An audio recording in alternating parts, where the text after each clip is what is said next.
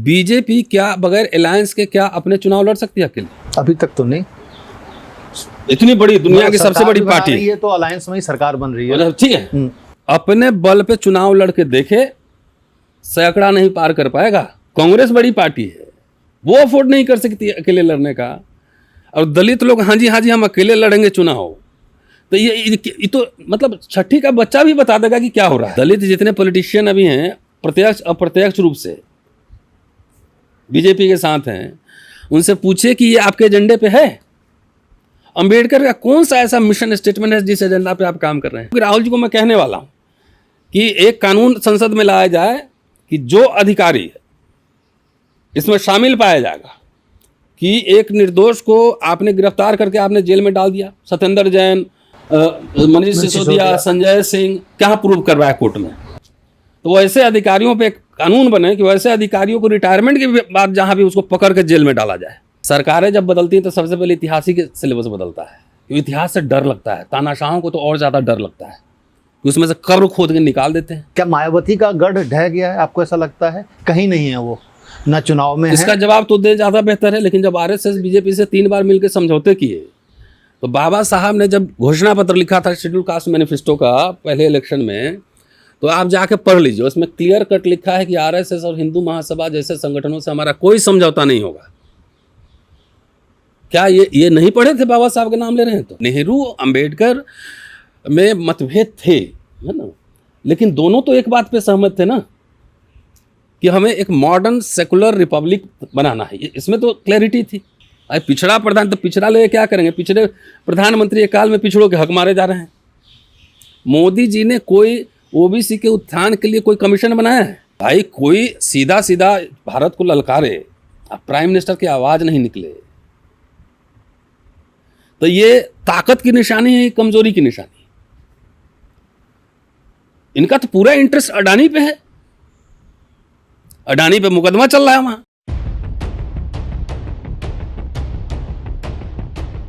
नमस्कार, the Bharat now में आपका स्वागत है। मैं हूं राकेश और इस वक्त हमारे साथ प्रोफेसर रतन लाल हैं। दिल्ली विश्वविद्यालय के मशहूर कॉलेज में प्राध्यापक हैं, यहाँ पर शिक्षा देते हैं और साथ ही दलितों, वंचितों और पिछड़ों की आवाज़ बुलंद करते हैं। लेकिन हाल ही में इन्होंने कांग्रेस ज्वाइन किया है। तो मेरा पहला सवाल रतन लाल जी से ये होगा कि कांग्रेस ही क्यों? ये मेरा पहला सवाल है रतन लाल जी। शुक्रिया। बोले कांग्रेस नहीं तो और क्या? देखिए, ये पूरा भारत की अभी पॉलिटिक्स जो है लार्जली 2 खेमों में है। अच्छा। इंडिया अलायंस और एनडीए। और एनडीए जो है वो backed by RSS. RSS BJP उसका पॉलिटिकल आउटफिट है जो सरकार चला रही है। और खुलेआम आरएसएस ने, बीजेपी ने, इसके जो और संगठन है जी, बाबा लोग, लार्जली दक्षिणपंथी, इन लोगों ने बहुत ही सिस्टमैटिक तरीके से भारतीय संविधान और भारतीय गणराज्य पर हमला बोल दिया है। हम लोग पिछले कई वर्षों से संविधान बचाओ संघर्ष समिति चला रहे हैं। हाँ बिल्कुल। और इतिहास का छात्र हूँ तो थोड़ा बहुत इतिहास पढ़ता समझता हूँ। तो जब संविधान लागू हुआ था तो आरएसएस ने इसका विरोध किया था कि इसमें भारतीय कुछ भी नहीं। और नेहरू अंबेडकर दोनों के पुतले फूके थे, रामलीला ग्राउंड में बड़ी रैली भी हुई थी। तो जिनकी आस्था संविधान में नहीं रही, उससे कैसे उम्मीद की जाएगी संविधान की रक्षा वो करेंगे? सिस्टमैटिकली नए प्रोविजंस बन रहे हैं संविधान में, रोज नए नए संशोधन आ रहे हैं। अब अशोक चक्र, अब सिंगोल आ गया है, पार्लियामेंट बदल चुका है। सिर्फ प्रतीकों का बदलना नहीं है, पूरा वैल्यूज सिस्टम का बदलना है। तो वैसे स्थिति में जब ये संविधान और भारतीय गणराज्य का अस्तित्व खतरे में है, तो उसमें India alliance largely led by Congress सबसे बड़ा घटक दल। हाँ, फिलहाल वो लीड भी वही कर रहा है कांग्रेस के, इसी में संविधान बना ना भारतीय गणराज्य। उस समय भी बड़ी पार्टी, सबसे बड़ी पार्टी थी ना, तो लीड वही कर रहा है। तो इस समय किसी और मोर्चा की बात करना या दल बनाना या किसी और में जाना, तीसरे मोर्चे की बात करना, इसका मतलब सीधा आप आरएसएस बीजेपी को मदद कर रहे हैं। तो जितना आप में शक्ति हो, जितना ताकत हो, वो आप वैसे शक्तियों को मजबूत करें जो कि आरएसएस बीजेपी के खिलाफ खुलेआम संघर्ष कर रहा है। और मैं समझता हूँ कि राहुल गांधी के नेतृत्व में कांग्रेस पार्टी लगातार, आपने देखा इलेक्शन में भी आरक्षण और संविधान मुद्दा बना, और इलेक्शन में इन्होंने कहा था 400 पार संविधान बदलना है, खुलेआम बोला। भाई संसद हम तो कुछ बोल देंगे तो भावना आपकी आहत हो जाएगी, मुझे गिरफ्तार कर लेंगे। संसद मार्ग पे संविधान की प्रतियां जली, बाबा लोग सरेआम घोषणा कर रहे हैं कि हम हिंदू राष्ट्र बनाएंगे, मनुस्मृति लागू करेंगे। खुलेआम हो रहा है ना, किसी पे कोई एक्शन हो रहा है? मनुस्मृति पे बाद में जाएंगे, लेकिन ये आपने देखा कि लगातार बीजेपी की कोशिश है, चाहे वो राष्ट्रपति पद हो, उपराष्ट्रपति का पद हो या गवर्नर, उन्होंने जो सिलेक्शन किया दलितों और पिछड़ों के, तो वो ये दिखाने की कोशिश तो कर रहे हैं। यही तो लीला है ना, मैं वही समझना चाह रहा हूँ। वही लीला है ना, एक को राष्ट्रपति बना देंगे, बाकी जो है ना अधिकार खत्म कर देंगे, लेके अपना जात का मंत्री ले जपो, माला जपो। भाई पढ़ा ना सोशल मीडिया में 27,000 स्कूल बंद हो रहे हैं। नवोदय आप पढ़े यूनिवर्सिटी में ना, कितने फीस लगते थे? नवोदय विद्यालय में फ्री में पढ़ाई होती थी ना, उसमें फीस क्यों लग रहे हैं? क्या आम लोगों के पहुंच में उच्च शिक्षा है, रोजगार है, स्वास्थ्य है? तो एक जात का मंत्री लेके क्या करेंगे? उसका आचार करना है क्या? हमें जात का मंत्री, आप एक बात बताओ, आज़ादी के बाद तो कांग्रेस में सबसे ज़्यादा ब्राह्मण मुख्यमंत्री रहे। उत्तर प्रदेश का एग्जाम्पल ले लें, तो उस समय दलितों के राइट्स काटे गए कि बढ़ाए गए?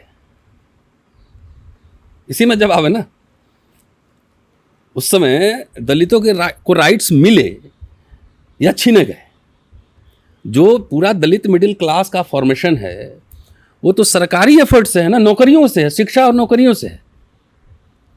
वो कब बना? भाई पाकिस्तान जब वहाँ बम बना रहा था, सेना पे खर्चा कर रहा था, पंडित नेहरू यहाँ पर पब्लिक इंस्टीट्यूशंस बना रहे थे, है ना, industry, AIIMS, medical colleges, engineering college, mining college, infrastructure बना रहे थे, ग्रीन रेवोल्यूशन हो रहा था। भाई हमारा मुख्यमंत्री नहीं था मान लो दलित, लेकिन बैंक का नेशनलाइजेशन हुआ तो नौकरियां दलितों को ही मिली ना। बिल्कुल। अच्छा, एक बात रतनलाल जी समझ में नहीं आता, नेहरू जी से क्या है या वो बराबरी करना चाहते हैं या हमारे प्रधानमंत्री? कहाँ नेहरू और कहाँ मोदी, कोई तुलना है? नेहरू हमेशा उनकी जुबान पे रहते हैं, चाहे वो संसद हो या संसद से बाहर हो। और आरजेडी के सांसद राज्यसभा में उन्होंने कहा भी था कि नेहरू आपके शील्ड हैं। मतलब नेहरू को किस तरीके से वो इस्तेमाल कर? भाई नेहरू एक मॉडर्न सोशलिस्ट आदमी थे ना, विदेश में एजुकेशन हुई थी, डेमोक्रेसी या क्या विजन है वो समझते थे। मोदी जी को क्या पता है? वो तो चाहते हैं कि नेहरू को डिमोलिश करने में लगा है ना पूरा दक्षिण पंथ, क्योंकि ये चाहते थे कि हिंदू राष्ट्र बने, नेहरू सेकुलर राष्ट्र चाहते थे। भाई सेकुलर ब्राह्मण प्राइम मिनिस्टर नेहरू, सेकुलर ब्राह्मण prime minister, socialist prime minister, तो उन्होंने तो सबको दिया। भाई इंदिरा जी पेंशन लेके आई, सरकारी नौकरियां सबको मिल रही थी, पढ़ाई हो रही थी। पंडित अटल बिहारी वाजपेयी कॉरपोरेट प्लस दक्षिणपंथी ब्राह्मण, इन्होंने तो पेंशन ही छीन लिया, डिसइन्वेस्टमेंट मिनिस्ट्री बना दी, पेंशन छीन लिया। न्यू पेंशन स्कीम उन्हीं का देन है। तो कंपेयर कर लीजिए दोनों में। बिल्कुल है, तो एक ने दिया, दूसरे ने छीन लिया। जब आप 5 ट्रिलियन इकोनॉमी कह रहे हैं तो एजुकेशन पहुंच के बाहर क्यों हो रहा है? रोजगार पहुंच के बाहर क्यों हो रहा है? स्वास्थ्य पहुंच के बाहर क्यों हो रहा है?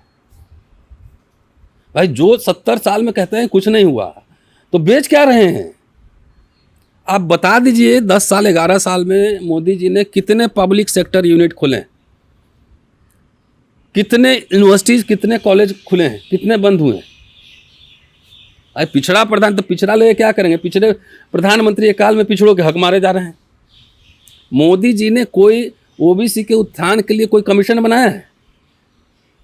वो तो मंडल के खिलाफ कमंडल लेके वही सारथी बने हुए थे। नहीं, इतने प्रधानमंत्री हुए, मुकाबला सिर्फ नेहरू जी से। भाई नेहरू जी से इनको रात में डर लगता है, सपने में डर लगता है ना, क्योंकि idea of India secularism, Nehru ji को तो मुसलमान भी साबित कर देते हैं। इनका डीएनए टेस्ट किया जाता, पता नहीं ये कहाँ कौन है, कहाँ से आया। तो नेहरू से डर लगता है। नेहरू अंबेडकर में मतभेद थे, है ना, लेकिन दोनों तो एक बात पे सहमत थे ना कि हमें एक मॉडर्न सेकुलर रिपब्लिक बनाना है, इसमें तो क्लैरिटी थी। बाबा साहब ने स्टेट एंड माइनॉरिटी लिखा, जिसको मिनी कॉन्स्टिट्यूशन भी कहते हैं, तो उसमें स्टेट सोशलिज्म की बात की थी उन्होंने कि जहां जरूरत होगा हम पब्लिक सेक्टर अपना रखेंगे, जरूरत होगा तो हम प्राइवेट भी लेंगे। तो नेहरू जी ने वो काम किया नहीं, इंदिरा जी ने काम किया नहीं। जमींदारी उन्मूलन हुआ, लैंड सीलिंग एक्ट आया, पब्लिक सेक्टर यूनिट बना। ये तो हल्ला करते हैं कि पीओ को ले लेंगे। इंदिरा गांधी ने तो पाकिस्तान को बांट दिया अमेरिका के मर्जी के खिलाफ। बिल्कुल। सिक्किम को मिला लिया, सिक्किम को मिलाया ना, इंदिरा जी के समय में हुआ था ना। इंदिरा जी को कहते थे कि भाई दलितों की अम्मा है, दलित सरकारी दामाद बन गए। ये क्या दे रहे हैं दलितों को? इतनी पिटाई हो रही, कोई केस मुकदमा, कोई एफआईआर हो रहा है कहीं? तो ये इंदिरा गांधी को तो मैं बहादुर लेडी समझता हूं कि उन्होंने कह के इमरजेंसी लागू किया। 18 महीना 20 महीना में हटा भी दिया, फ्री एंड फेयर इलेक्शन में गई, चुनाव हार भी गई। यहां तो वोट की डकैती हो रही है, अनडिक्लेयर्ड इमरजेंसी है। अभी बिल आया ना, अभी बिल, हाँ ये आया है ना बिल 30 डेज वाला। भाई 30 डेज वाला क्या है भाई? जितने आपने अरविंद केजरीवाल या हेमंत सोरेन को पकड़ के जेल में डाल दिया, आप सरकार विपक्षी आप चाहते ही नहीं। 1 nation 1 election 1 leader 1 party, autocracy. तो ऐसे समय में हम लोग को कहां रहना चाहिए? दलित पॉलिटिक्स भी गुम रहा है ना। बाबा साहब का नाम लेके पॉलिटिक्स हो रहा है। बाबा साहब जितना काम बोले तो उसका उल्टा हो रहा है। जितना एक उभार आया था, जब मायावती एक तरफ लालू यादव, तो अचानक से ये क्या वो लोग, क्या मायावती का गढ़ ढह गया है? आपको ऐसा लगता है? कहीं नहीं है वो, ना चुनाव में इसका है। जवाब तो दे ज्यादा बेहतर है। लेकिन जब आरएसएस बीजेपी से 3 बार मिलकर समझौते किए, तो बाबा साहब ने जब घोषणा पत्र लिखा था शेड्यूल कास्ट मैनिफेस्टो का पहले इलेक्शन में, तो आप जाके पढ़ लीजिए, उसमें क्लियर कट लिखा है कि आरएसएस और हिंदू महासभा जैसे संगठनों से हमारा कोई समझौता नहीं होगा। क्या ये नहीं पढ़े थे? बाबा साहब के नाम ले रहे हैं तो उसी से जिस दिन समझौता किया आरएसएस बीजेपी से, उसी दिन दलित पॉलिटिक्स डिरेल हो गया। एक व्यक्ति की महत्वाकांक्षा को पूरा करने के लिए पूरे समाज के मूवमेंट को खत्म कर दिया ना भाई। एक भी पॉलिसी, नेशनल पॉलिसी आप बनवाए हो तो मुझे बता दो। 10 साल आपने समर्थन भी दिया था यूपीए को, यही करवा लेते कि हमारे भाई प्राइवेट सेक्टर में डाइवर्सिटी लागू करो, सरकारी ठेके में डाइवर्सिटी लागू करो, हमारे 1000 बच्चों को विदेश में, यही करवा लेते। तो जब आरएसएस, जिसको दक्षिण पंथ राजनीति को बाबा साहब ने इस देश के लिए खतरा बताया था, उसके साथ समझौता कर लिए। हाथी नहीं गणेश है, ब्रह्मा विष्णु महेश है। अच्छा, मायावती जी के रहते हुए चंद्रशेखर रावण का उभरना, इसको आप किस दृष्टिकोण से देखते हैं? यूपी में खासकर। एक गिरिराज जी का वीडियो आया था, देखा था आपने? नहीं, मुझे ध्यान नहीं, आप थोड़ा सा। अरे वो चंद्रशेखर से मिल रहे हैं, कह रहे हैं कि आप हमारे हनुमान हैं। अच्छा। हाँ, तो जितनी पार्टियां अभी बनेंगी, जात जात की पार्टी सूट करता है बीजेपी को, कुछ नहीं करना है, वोट काट लो। आप ये बताओ, कॉमन सेंस, कांग्रेस बीजेपी 2 सबसे बड़ी पार्टी है अभी। बीजेपी क्या बगैर अलायंस के क्या अपने चुनाव लड़ सकती है अकेले? अभी तक तो नहीं। इतनी बड़ी दुनिया की सबसे बड़ी पार्टी है, ये तो अलायंस में ही सरकार बन रही है। ठीक है, अपने बल पे चुनाव लड़के देखे, सैकड़ा नहीं पार कर पाएगा। तो जो वो अलायंस में लड़ रहा है, कांग्रेस बड़ी पार्टी है, वो अफोर्ड नहीं कर सकती अकेले लड़ने का। और दलित लोग हाँ जी हम अकेले लड़ेंगे चुनाव, तो ये तो मतलब छठी का बच्चा भी बता देगा कि क्या हो रहा है। अच्छा, बिहार गढ़ रहा था, मतलब मुझे जहाँ तक याद है हर जिले में कांग्रेस का अपना एक कैडर होता था। क्या वजह है कि वहाँ से बिल्कुल नामो निशान मिट गया? 70 सीट में से 51 सीट हार गए पिछली बार। क्या कोई वजह तो होगी ना? मतलब ये चुनाव में कैसे टिकट बांटते हैं, क्या करते हैं? अब देखिए, मैं तो बार बार एक बात कहता हूँ कि चुनाव एक दिन होता है, साल में एक बार होता है, 5 साल में। लेकिन राजनीति तो रोज होता है ना। कार्यकर्ताओं को, जैसे अभी राहुल जी यात्रा पे हैं, ठीक है, तो देखिए कार्यकर्ता सब एक्टिव हो गया पूरा। तेजस्वी यादव, राहुल गांधी यात्रा पे हैं, दीपांकर भट्टाचार्य हैं, सब लोग घूम रहे हैं, मुकेश सहनी हैं। तो चार्ज है ना एटमॉस्फेयर। बिल्कुल। तो कार्यकर्ता को हर समय एनर्जाइज करके रखना पड़ता है। गांधी, अंबेडकर यात्रा करते थे, मूवमेंट करते थे, है ना, हर 2-4 साल पे बड़ा आंदोलन करते थे जी। तो ये पॉलिटिकल ट्रेनिंग होता है लोगों के लिए। अगर आप शिथिल हो जाएंगे तो देखिए, जिसका जिला मुख्यालय एक्टिव रहेगा वही सत्ता में रहेगा, सिंपल फॉर्मूला है। और जिला मुख्यालय एक्टिव रहता है तो 10 लोग चाय पीते हैं, 4 अखबार आता है, लोग देखता है कुछ हलचल हो रहा है। मतलब उनको एंगेज रखना। हाँ, इसलिए ऑर्गेनाइजेशनल सेटअप का होना बेहद जरूरी है, मैं समझता हूँ। तो ये अभी जो अब जो राहुल जी जिस तरह से एक्टिव हुए हैं, क्या आपको लग रहा है कि फिर उस अम्ब्रेला के तहत सब लोग एकजुट हो रहे हैं, खासकर जो दलित पिछड़ों का वोट है, क्या कैच कर पाएंगे इस बार? मुझे लग तो रहा है भाई, मैं तो खुल के कहता हूँ, इसमें कोई डिबेट कर ले कि 26 जनवरी 1950 के बाद जो दलित मिडिल क्लास का फॉर्मेशन है वो शिक्षा, वजीफा, फेलोशिप, नौकरी की वजह से है। दलित के पास ना कोई व्यवसाय था, न व्यवसाय मनाही था, न नौकरी थी, न जमींदारी थी, न बैंक था, क्या था? कुछ नहीं था। तो वो जो मिला उसको छीना जा रहा है। तो मुझे तो ये मैं अपील कर रहा हूँ कि आप पहले असेस करो। भाई लड़की देखने जाते हैं, लड़की के लिए लड़का देखने जाते हैं तो पहले हमारे बिहार उत्तर प्रदेश में पहले सरकारी नौकरी वाला देखता है। तो सरकारी नौकरी अभी प्रतिष्ठित है ना? बिल्कुल है, वहाँ पर बीपीएससी टीचर की वैल्यू देखिए। फिर तो सरकारी नौकरी ही खत्म हो जाएगा तो बेटी की शादी भी नहीं होगी। और ये ट्रेंड अब दिख रहा है, लेट शादियां हो रही हैं। तो ये मैं लोगों को यही तो समझा रहा हूं कि आरएसएस बीजेपी सब छीन रहा है, सारा 10-15 साल में ये मिडिल क्लास डिमोलिश कर देगा। इसलिए पब्लिक सेक्टर बचाओ और जितना मोदी जी ने बेचा है सरकारी संस्थान उसको वापस लाओ। मतलब एक चीज भी ये भी दिख रहा है, क्या बीजेपी आरएसएस सरकार क्या इतिहासों को भी छेड़छाड़ कर रही है? जैसे अभी एक सुनने में आया जो एनसीईआरटी ने ऐड किया है कि हम लोग ये पढ़ते आए कि गांधी जी को जिम्मेवार ठहराया गया था डिवीजन के लिए। यहाँ पर वो बोल रहे हैं कि नहीं, गांधी जी ने तो मना किया था, नेहरू जी पे जिम्मेवारी डाल दी गई है। और ये एक एनसीईआरटी ने एक उसमें तो ये भी डालेंगे कि सावरकर ने आज़ादी दिलाई थी। तो ये छेड़छाड़ जो आप इतिहास के साथ आप सोचो, वो तो करेंगे ना। देखिए, सरकारें जब बदलती हैं तो सबसे पहले इतिहास ही के सिलेबस बदलता है। क्योंकि इतिहास से डर लगता है, तानाशाहों को तो और ज़्यादा डर लगता है कि उसमें से कब्र खोद के निकाल देते हैं।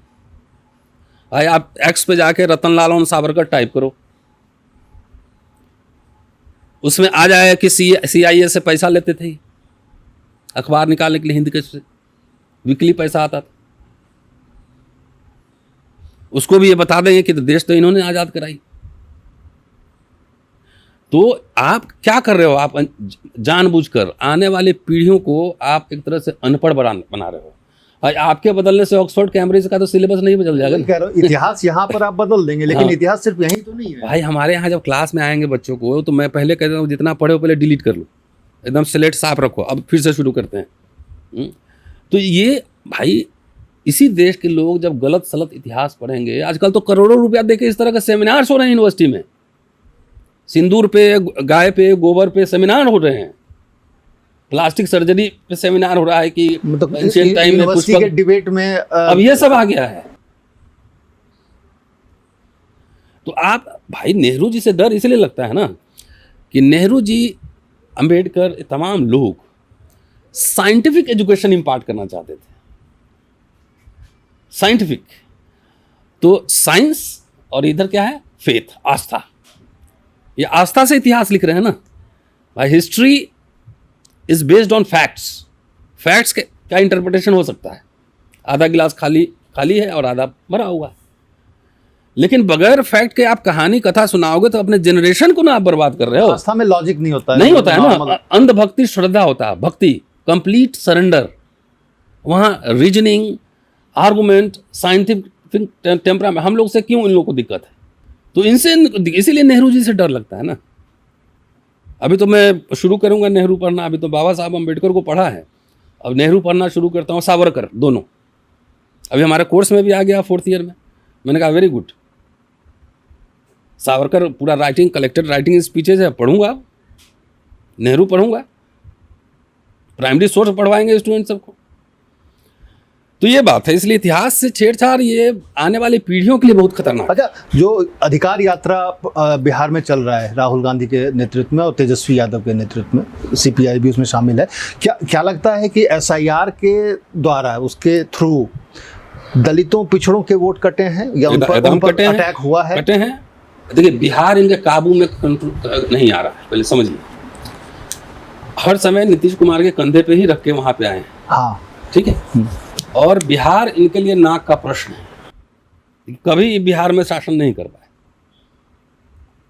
अभी भी लीडर वहां पे लालू प्रसाद यादव है, कांग्रेस राहुल गांधी है, और ये मतलब किसी तरह से वोट चोरी कर लो, डकैती कर लो, इलेक्शन कमीशन का रवैया नहीं देख रहे हैं। संवैधानिक संस्था है क्या ये? बांग्लादेश में इलेक्शन कमीशन के खिलाफ विद्रोह हुआ कि नहीं हुआ? ये साफ दिख रहा है। हम लोग तो इतने साल से कह रहे हैं ईवीएम से लेकर तमाम हटाओ इसको, हेरा फेरी है। 2017-18 से इसके खिलाफ हम लोग लड़ रहे हैं। अब तो साबित हो गया। एक जगह राहुल गांधी ने डेटा दिया ना बेंगलोर से, सीधा सीधा डकैती या प्रेस कॉन्फ्रेंस। कंफ्यूजन है ये। अब एक ये कहानी सुना रहे हैं कि वो CSDS वाला डेटा है और राहुल गांधी उसने माफी मांग ली, तो राहुल गांधी का जो प्रेजेंटेशन था वो गलत। तो राहुल गांधी ने क्या CSDS से डेटा लिया था? शायद नहीं, अपना रिसर्च कराया। वो अपना रिसर्च हाँ, था और वो अपना रिसर्च है। चुनाव आयोग का डेटा था। हाँ। अच्छा, चुनाव आयोग डेटा क्यों नहीं दे रहा है? भाई दुनिया की सबसे बड़ी लोकशाही है, फ्री फेयर ट्रांसपेरेंट इलेक्शन होना चाहिए ना। आप सुप्रीम कोर्ट में अड़ गए कि आधार कार्ड नहीं, बैंक में जाइए, कहीं जाइए, स्कूल में जाइए, आधार कार्ड मांगता है। तो ये डकैती नहीं है, तानाशाही नहीं है इलेक्शन कमीशन की। फ्री फेयर ट्रांसपेरेंट, ये तो लग रहा है बीजेपी का ऑफिस खुल गया है वहां पे इलेक्शन कमीशन में। राजीव कुमार कहाँ हैं? शेरो शायरी करते थे बहुत। वो कंप्यूटर इंजीनियर तो नहीं थे, लॉ पढ़े थे, मैनेजमेंट पढ़े हुए थे, तो उनको कैसे ज्ञान होगा कि इसमें गड़बड़ नहीं हो सकता है, वोट रिगिंग नहीं हो सकता है, चोरी नहीं हो सकता। इतने तो इलेक्शन में प्रमाण आ गए हैं। एक चंडीगढ़ में रिटर्निंग ऑफिसर हेरा फेरी दिखा ना। हाँ, अनिल अब तो इलेक्शन कमीशन देश की जनता को विद्रोह करने के लिए उकसा रहा है। सबसे इंपॉर्टेंट अधिकार था वोट का, और साउथ बोरो कमेटी में बाबा साहब गए, वहां से इस पर चर्चा कर रहे हैं। साइमन कमीशन में जब मेमोरेंडम दिया था तो उन्होंने कहा था कि भाई पागल को छोड़कर जितने एडल्ट हैं सबको वोट का राइट मिलना चाहिए। संविधान सभा में बहस हुई कि इसमें कुछ शिक्षा और संपत्ति के क्राइटेरिया होने चाहिए। अंबेडकर, नेहरू इसके खिलाफ थे। प्रोफेसर केटी शाह ने संसद में उठाया था कि कुछ एजुकेशनल क्वालिफिकेशन होना चाहिए। नहीं, एक जो साक्षर नहीं है उसको भी इतना विवेक जरूर होता है कि अपने समस्याओं को, अपने समुदाय की समस्याओं को समझ सके, इतना तो विवेक होता है ना। तो जो इतने संघर्षों से, पहले तो टैक्स वैक्स देना उसको मिलता था ना, वोटिंग, जमीन टैक्स का क्राइटेरिया था। इतने संघर्षों से जो वोटिंग राइट मिला था, ये तो सीधा डकैती कर रहा है। जो राहुल की यात्रा निकल रही है तो आप लोग उसको मॉनिटर कर रहे होंगे, क्या लगता है दलितों और पिछड़ों में इस बात का भय है कि हमारा वोट कटेगा और सच में हमारे ऊपर ही ये अटैक है? वो इस बात को फील कर रहे हैं एकदम। भाई महाराष्ट्र में अभी तो इलेक्शन पिटीशन पड़ा हुआ है कोर्ट में। उस समय सर्वे भी आया था ना, प्रिंट में या कहाँ छपा था कि 79 सीट पे से हेराफेरी हुई है। तो ये तो सीधा सीधा डकैती है। इतना आपको पॉपुलर मैंडेट मिला हुआ था, ट्रम्प तो रोज हरकाता है बच्चे जैसे, हाय गाइस बैठो इधर। क्या इंदिरा जी झुकी थी क्या? अमेरिका के न चाहने पे बोले तुम गेट लॉस्ट, इधर बांग्लादेश आजाद। अच्छा, इस तनातनी की कुछ वजह समझ में आ रही है? इस टैरिफ जो वॉर स्टार्ट, अरे बहुत सारा यहाँ का इलेक्शन का डिटेल्स, मोदी जी के बारे में बहुत सारा डिटेल्स ट्रम्प रखा होगा, इनका भी उस्ताद है वो। भाई कोई सीधा सीधा भारत को ललकारे, अब प्राइम मिनिस्टर की आवाज नहीं निकले, तो ये ताकत की निशानी है, कमजोरी की निशानी। इनका तो पूरा इंटरेस्ट अडानी पे है, अडानी पे मुकदमा चल रहा है वहां। तो अडानी को बचाने के लिए ये पूरा ये डिजाइन है इनका। अच्छा, कि अमेरिका में उनके खिलाफ एक्शन ये पूरा संपत्ति देश का जा रहा है उधर, सब जगह अडानी एयरपोर्ट, अडानी सेव। अब पानी भी आएगा, आप सांस लेने पे भी होगा टैक्स देना, अडानी टैक्स दीजिए, सांस ले, ऑक्सीजन भी अडानी। हम तो कह रहे हैं हम लोग अब बस चले तो जितना ही सब बेचा है सबको नेशनलाइज करो पकड़ के, सब वापस। देश के लोगों के टैक्स पेयर, किसान मजदूर के मेहनत की कमाई से पब्लिक इंस्टीट्यूशंस खड़े हुए थे ना। बिल्कुल। और आप उसको प्राइवेट सेक्टर को दे रहे हो। महारत्न कंपनी, नवरत्न कंपनी, वो तो प्रॉफिट ही दे रहा है ना आपको। लाइफ इंश्योरेंस, कितना बड़ा इशू था लाइफ इंश्योरेंस। अंबेडकर ने लिखा था कि ये स्टेट कंट्रोल होना चाहिए। देश का अरबों खरबों रुपया प्राइवेट हाथ में, तो सबको नेशनलाइज करना पड़ेगा। सरकार लोगों के लिए ना, लोगों के द्वारा लोगों के लिए। ये तो सरकार ये तो हेरा फेरी करके जीते हैं, इसीलिए इतना एरोगेंट, हम जो मर्जी है कर लेंगे। मतलब इनको लगता है कि हर बार जीतना हमें ही है। हाँ, तो हम जो मर्जी है कर लेंगे, हल्ला करते रहो। दुनिया में तानाशाही का अंत होता है ना, और बड़े बड़े तानाशाह इतिहास ने देखे हैं। तो ये तो सीधा सीधा वोट लोकतंत्र हाईजैक्ट। तो ऐसे समय में जब पूरा हमला हो गया हो पूरा गणराज्य और संविधान की अवधारणा पर, दलित राइट्स, बैकवर्ड राइट्स सब मारे जा रहे हो, कॉम्युनल हेट्रेड फैलाया जा रहा हो, उस समय किसी भी साइंटिफिक टेम्परामेंट के व्यक्ति को कहाँ होना चाहिए। मैं और पॉलिटिकल नहीं रहा कभी, मेरी एक राजनीतिक समझ है, पॉलिटिकल पार्टी अब ज्वाइन किया। हाँ बिल्कुल, उससे पहले भी आप अभी लग रहा था कि भाई अलग अलग एफर्ट्स लगाने से बेहतर है कि जो फोर्सेस इनको चैलेंज कर सकती हैं, जो टकरा सकती हैं, उन्हीं को मजबूत किया जाए। दलित समाज में डिमांड पैदा किया जाए कि आप डिमांड मेमोरेंडम तैयार करो, चर्चा होगी, इस पर डिबेट होगा। अभी तो राजनीति के चक्कर में खाली इलेक्शन इलेक्शन इलेक्शन, और सारे नौकरी और शिक्षा उक्षा सब गायब होता जा रहा है। कोई डिमांड नहीं, शिक्षा एजेंडे में नहीं है, नहीं है ना, तो उसको एजेंडा पैदा करना है। भाई मेरे कहने पे 5 लाख लोग जिस दिन आ जाएंगे तो उस दिन हम सरकार पे दबाव बनाएंगे ना। भाई इसी सरकार को हमने 2 बार हराया भी भाई, SC/ST एक्ट वाले पे और रोस्टर वाले इशू पे 2019। तो बाबा साहब का संविधान में क्या लिखा, हम भारत के लोग। तो भारत के लोग जब सड़क पे आएंगे, अपने डिमांड रखेंगे, सरकारें झुकती हैं, झुकाने वाला चाहिए, चाहे जितना बड़ा तनाशा हो। अच्छा, जिस नेहरू जी से वो compete करते हैं, मतलब उनसे उनकी कंपटीशन है, उस टाइम नेहरू एरा और अभी मोदी एरा, इसमें दलितों की स्थिति में कितना अंतर आप देखते हैं? कुटाई लग रही दलितों की। इंदिरा जी का चिट्ठी मैंने दिया था राहुल जी को 1973 में कि हमारे सरकार को बदनाम करने के लिए, उस समय टर्म हरिजन चलता था, इन पे अटैक्स किए कराए जा रहे हैं। सो हर मुख्यमंत्री को ये हर जगह एक सेल बनाओ, DM को इंस्ट्रक्शन था स्ट्रिक्ट सुपरविजन करो, कोई भी इस तरह की घटना हो तो पकड़ के उठा के जेल में डालो, सरकारी नौकरियों में कोटा पूरा करो। ये अब क्या है, राजीव गांधी जी ने भी तो स्पेशल रिक्रूटमेंट ड्राइव चलाया था ना, जवाहर नवोदय विद्यालय खोला था ना, इग्नू खोला था ना, तो उसका लाभ समाज को मिला, सबको मिला, हमें भी मिला। अब कहाँ खुल रहा है? तो वही मैं बार बार कहना हूं कि जो बना था उसी को बेच के खा रहे हैं। अकरेंस 5 ट्रिलियन इकोनॉमी, विश्व गुरु बनेंगे, महाशक्ति बनेंगे, काहे का कहाँ महाशक्ति? नहीं तो पड़ोसी देशों से आपके संबंध कहाँ है? जो भाई नेहरू गुट निरपेक्ष पॉलिटिक्स में जो है बिलीव करते थे ना कि ना हम रशिया के साथ हैं ना हम इसके साथ है। ये इनका तो आप नेपाल से आपको रिश्ते ठीक नहीं है, बांग्लादेश से ठीक नहीं है, लंका से ठीक नहीं है, तो कौन सा डिप्लोमेटिक पॉलिसी? सिंदूर में दिख गया ना, कौन खड़ा है आपके साथ? कोई नहीं। पाकिस्तान के साथ तो खुल के आ गया, कई कंट्री, चाइना भी था, मिस्र सब था ना, टर्की था, सब था। इनके साथ कौन खड़ा था? तो आपने तो वही सब डिमोलिश कर दिया। भाई इंदिरा गांधी के समय USSR था ना, उसकी मदद से यहाँ बहुत सारे काम हो रहे थे ना।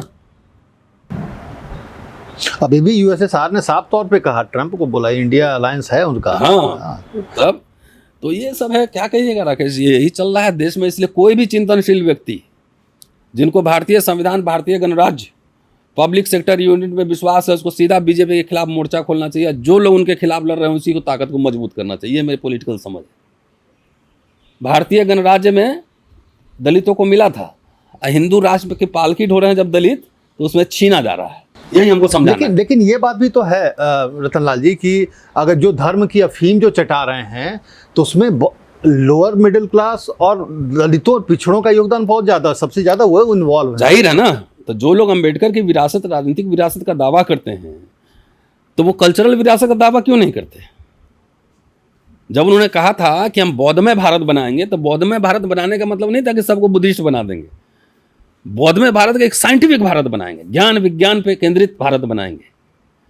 दलित जितने पॉलिटिशियन अभी हैं, प्रत्यक्ष अप्रत्यक्ष रूप से बीजेपी के साथ हैं, उनसे पूछे कि ये आपके एजेंडे पे है।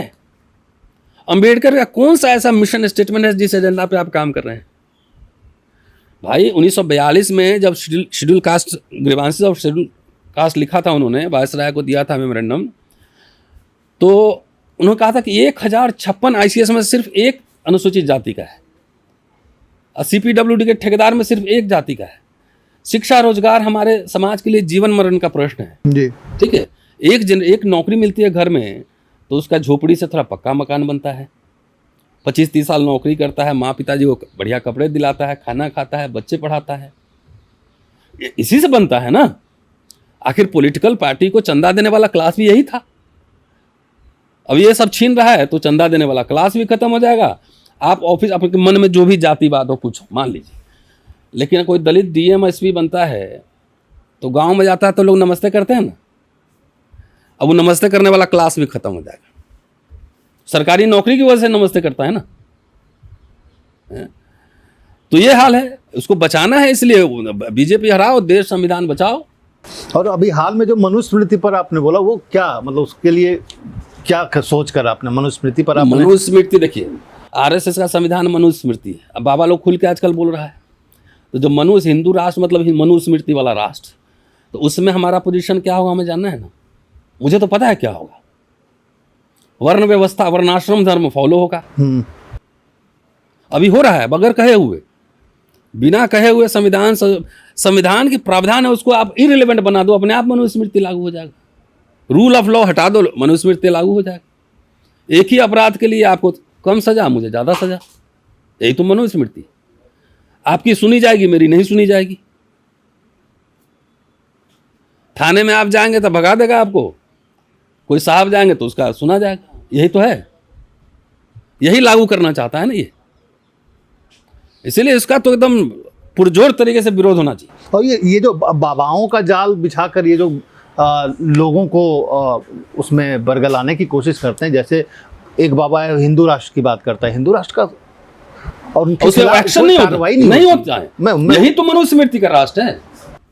हम तो खास तौर से जो अनुसूचित जाति हैं दलित, उनको समझाना है कि बॉस RSS जो है ना, जो पैंट शर्ट पहने हो 40-50 साल में, उतरवा के खेत में फिर ठेल देगा, मजदूरी करो, अब पैसा भी नहीं देगा मजदूरी।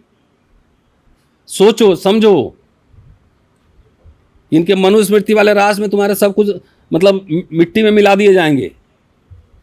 सब डरा हुआ है ना, अभी IAS IPS लोग को जानता हूँ, सब डरा हुआ है। दलित क्या, ब्राह्मण IAS भी डरा रहता है। ये है। तो बिहार इलेक्शन के संदर्भ में जो यात्रा चल रही है उसको कितना महत्वपूर्ण मान रहे हैं? बहुत महत्वपूर्ण है।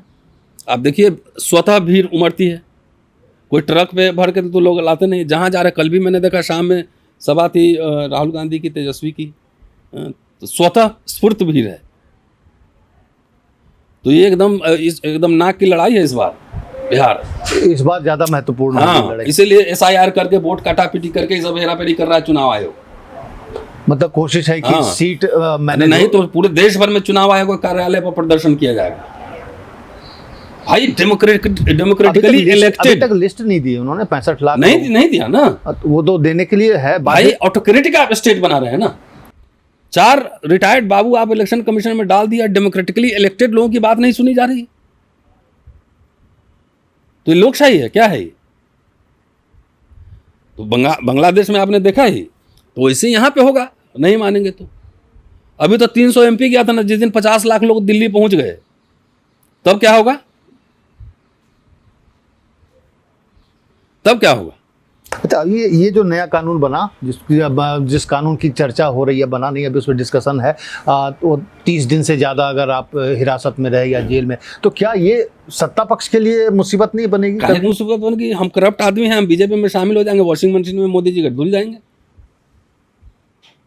जितने भ्रष्ट लोग शामिल हुए बीजेपी में, उनके ऊपर कोई एक्शन हुआ? मतलब यानी या तो बात मानो, हाँ, या तो आइदर एग्री विथ अस और गो टू हेल।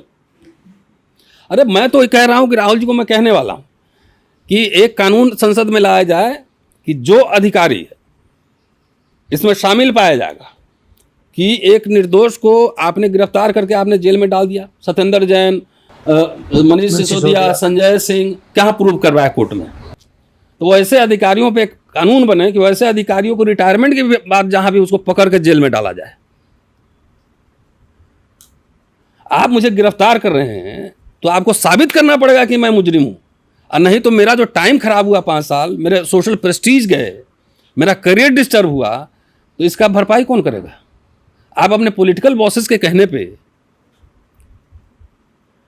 आप उसके संविधान के हिसाब से नहीं, बॉस के इच्छा के हिसाब से अरेस्ट कर रहे हैं, तो एक कानून है कि ऐसे अधिकारियों को रिटायरमेंट के बाद भी रस्सा बांध के उसको जेल में डालेंगे।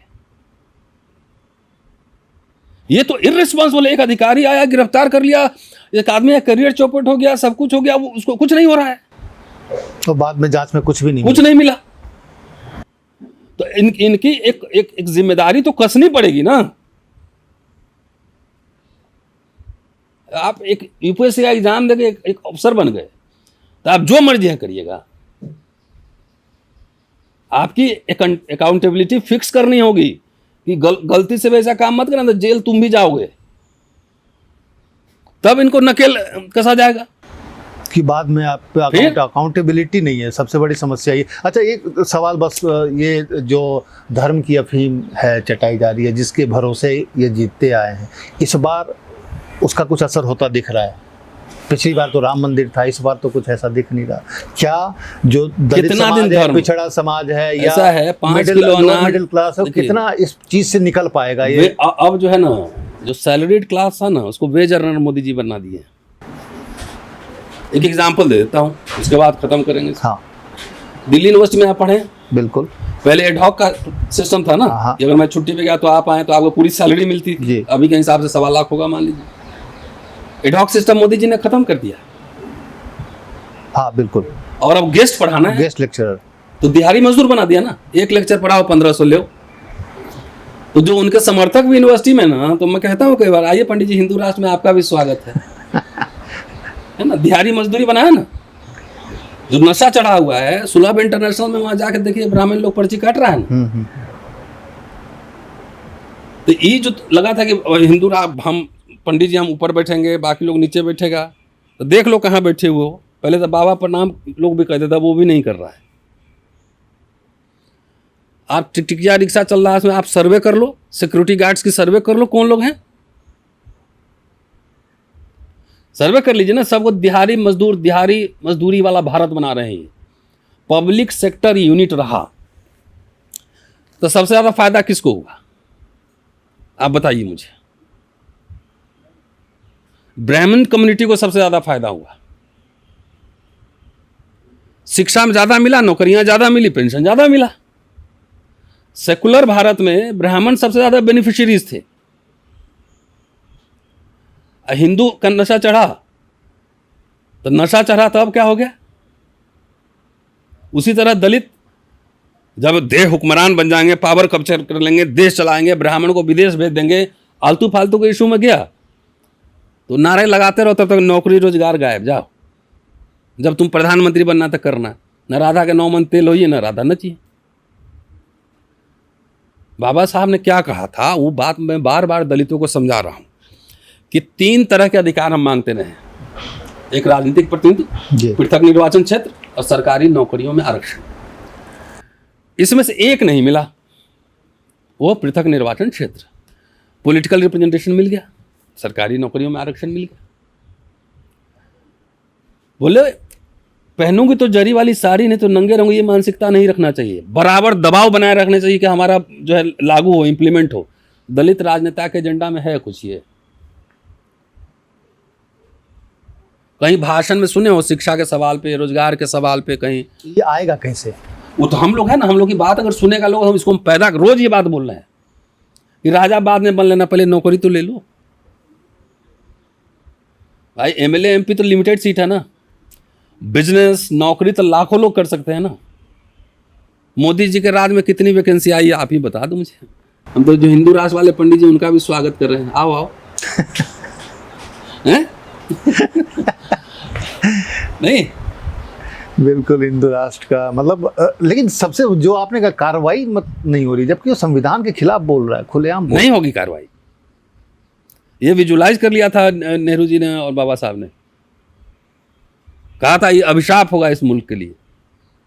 और सबसे शर्मनाक निर्लजता से जो है दलित समाज के कई नेता उसके साथ कंधा में कंधा मिलाए हुए उनके साथ सरकार बनाते हैं, मंत्री बनते हैं। मैं जानता हूं इन मंत्रियों की औकात, अंदर कोई कुछ नहीं सुनता है, एक ट्रांसफर पोस्टिंग नहीं करा सकता है।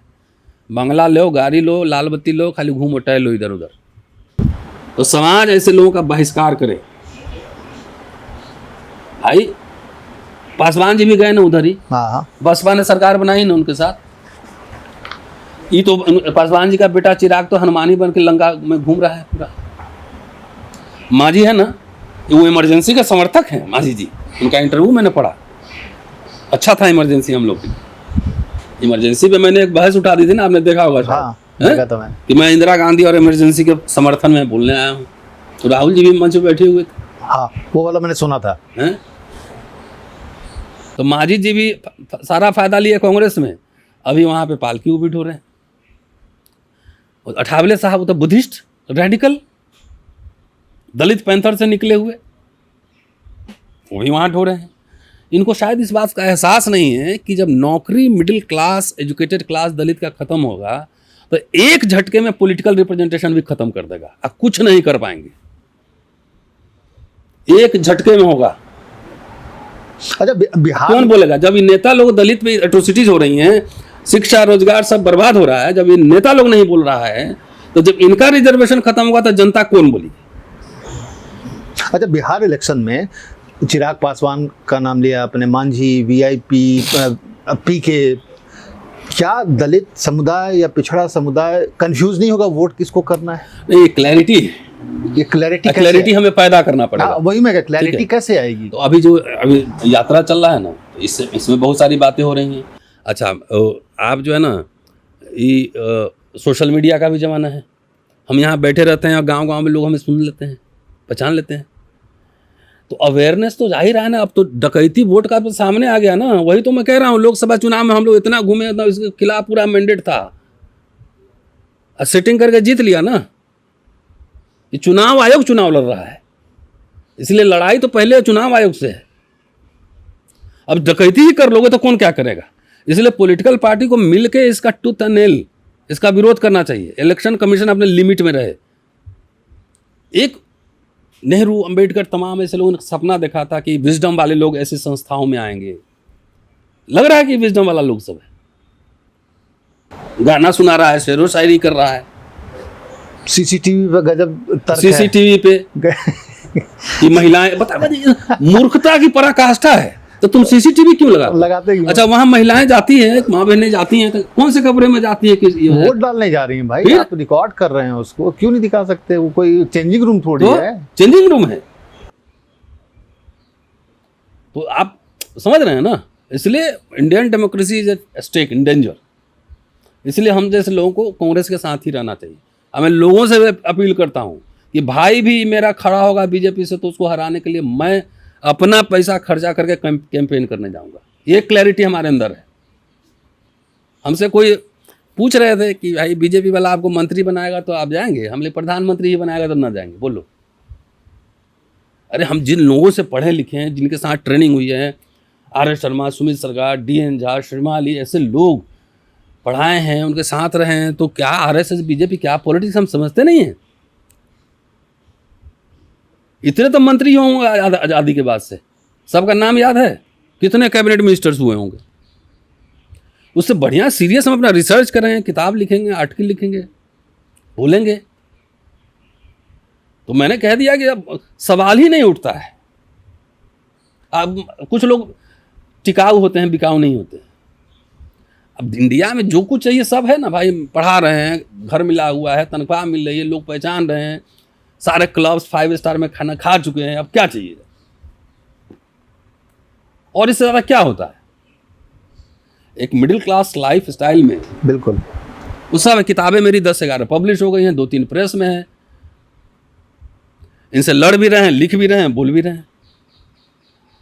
तो कहीं ना कहीं आपको जो नेसेसिटी है, उसको कंट्रोल करना होगा ना। तो इसीलिए मैं तो देखिए नहीं, अच्छा, ये इतना खुलकर बोलने का खामियाजा भी आपने भुगता है। हाँ? वो क्या है, उसका रिकॉर्ड स्टेटस क्या है अभी आपका? अभी कोर्ट में केस चल रहा है, लड़ाई हाँ, जारी अभी है। पासपोर्ट भी रिन्यू नहीं हुआ, वीजा अटका दिए ये लोग। हमने कोई बात नहीं है, हम विदेश जाए चाहे नहीं, यहीं से बोलूँगा, अमेरिका में लोग सुन लेता है। तो वो सबसे थोड़ी डरने वाला हूँ। तो कहाँ यहाँ डीसीपी बैठा हुआ था कि सॉरी बोल दो, हमले सवाल नहीं, हम सावरकर के ट्रेडिशन के नहीं हैं, तुमको जो करना है करो, है ना। खुलकर बोलने का नतीजा था हाँ। कि आपके खिलाफ मामला दर्ज हुआ, आपकी अरेस्टिंग हुई और अब लड़ाई कोर्ट में है। इस सरकार में अगर मुकदमा नहीं हो तो हम एक्टिविस्ट किस बात के? ये तो हमारे लिए मेडल है। जब प्रतिरोध का इतिहास लिखा जाएगा ना दिल्ली विश्वविद्यालय में, जब प्रतिरोध का, तो कोई ना कोई आज नहीं 50 साल बाद रिसर्च करेगा, असेसमेंट तो होगा, असेसमेंट होगा ना। हाँ। 10,000 प्रोफेसर हैं, अपनी व्यक्तिगत सुविधाओं के लिए, मुक्ति के लिए सरेंडर कर चुका है लोग। तो उस समय इतिहास लिखा जाएगा तो मेरा इतिहास जरूर लिखा जाएगा। डिजिटल वर्ल्ड में सब डॉक्यूमेंटेड है ना। हाँ। तो इतिहास लिखा जाएगा तो हमारा भी इतिहास लिखा जाएगा प्रतिरोध के स्वर में।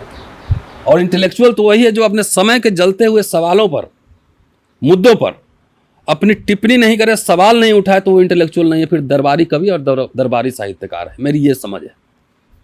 मतलब अगर इस 15 अगस्त की बात करें तो एक तस्वीर आईटी सेल बीजेपी की तरफ से जारी हुआ था, जिसमें पेट्रोलियम मिनिस्टर की तरफ से एक पोस्टर जारी हुआ था, जिसमें सावरकर की तस्वीर तिरंगे से भी ऊपर है और गांधी जी से भी ऊपर है। तो मानसिकता क्या झलक रही है? यही तो मैं कह रहा हूँ ना, ये तो सावरकर को बता देगा कि इन्हीं ने आज़ादी दिलाई थी। वही जो मैंने कहा था उससे साबित हो रहा है कि माफी वीर को जो है ना ऊपर लगाने का इनका पॉलिटिकल फिलॉसफी, दर्शन क्या है, ये रिफ्लेक्ट हो रहा है।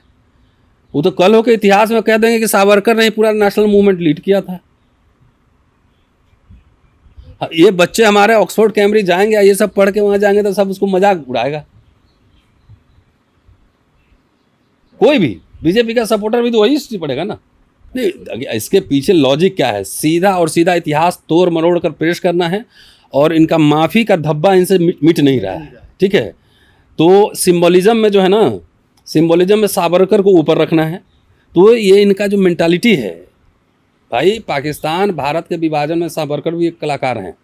2 राष्ट्र का सिद्धांत, नए प्रतिमान भी तो गढ़ने हैं, नए प्रतिमान गढ़ने हैं। हाँ, बिल्कुल। भाई हिंदू राष्ट्र बनाएंगे तो उस तरह का प्रतीक चाहिए आपको। इसलिए आप सिंबल उठा के लाए। अब सावरकर को प्रतीक के रूप में, गोलवलकर को प्रतीक के रूप में आप लाएंगे, तो ये तो इतिहास की हत्या हो रही है ना। ये छेड़छाड़ नहीं है, इतिहास की हत्या कर रहे हैं, और इसका खामियाजा इसी देश के लोग भुगतेंगे। चलिए, बहुत बहुत शुक्रिया रतनलाल जी।